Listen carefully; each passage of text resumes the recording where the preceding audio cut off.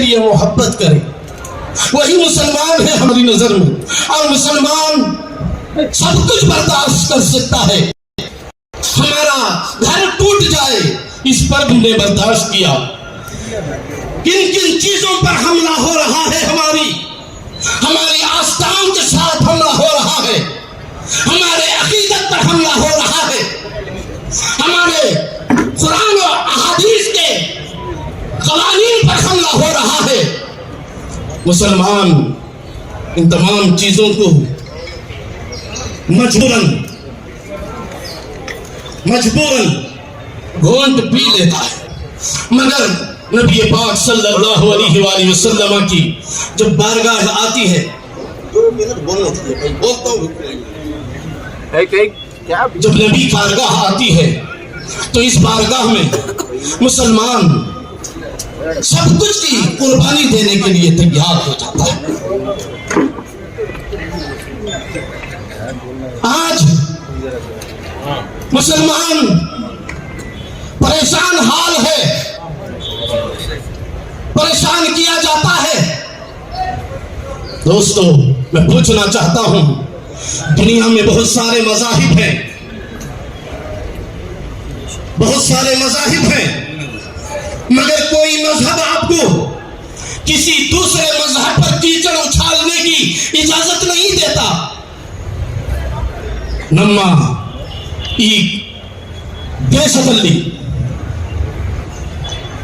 ಹಲವಾರು ಧರ್ಮಗಳಿದ್ದಾವೆ.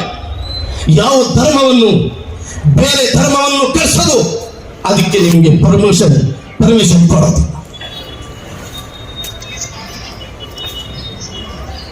इस्लाम भी वही कहता है कि हर मजहब की इज्जत करो, अपने मजहब से कभी रूगर्दानी न करो, ತನ್ನ ಧರ್ಮವನ್ನು ಬಿಡಬೇಡ, ಬೇರೆ ಧರ್ಮವನ್ನು ಕೆಡಬೇಡ.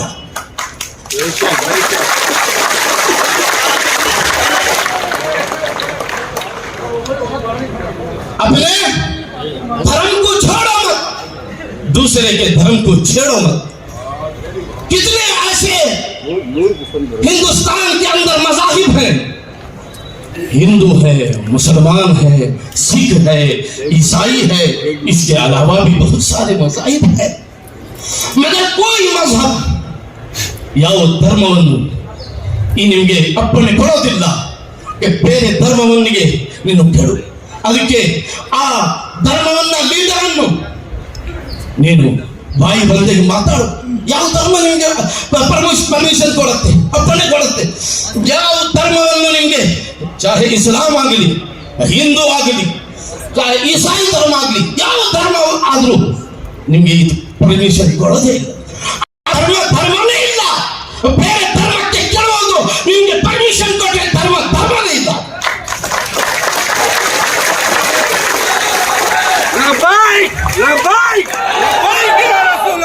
ಹಿಂದೂ ನಮ್ಮ ತಮ್ಮ ಅಣ್ಣ ಇದ್ದಾರಂಗೆ, ಹಿಂದೂ ಮುಸಲ್ಮಾನ್ ಅಣ್ಣ ತಮ್ಮ ಇದ್ದಂಗೆ ಇದ್ದಾರೆ ನಮ್ಮ ಕರ್ನಾಟಕದಲ್ಲಿ. ಅದು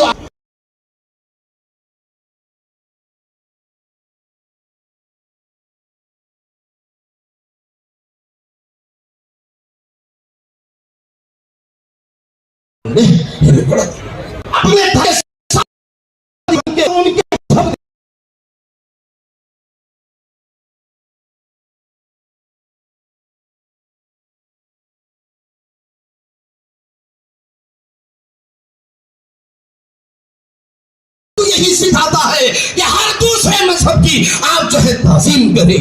हमको अपना मजहब प्यारा है, इसका मतलब ये नहीं कि हम दूसरे मजहब को हम गुस्ताखी करें, हम गालियां दें. दूसरों के जो है मज़ाहिब के बुजुर्गों को और उनके पुरुषों को हम जो है अपनी गंदा जुबानी का निशाना बनाए, इसकी हमें कभी कोई मजहब इजाजत नहीं देता.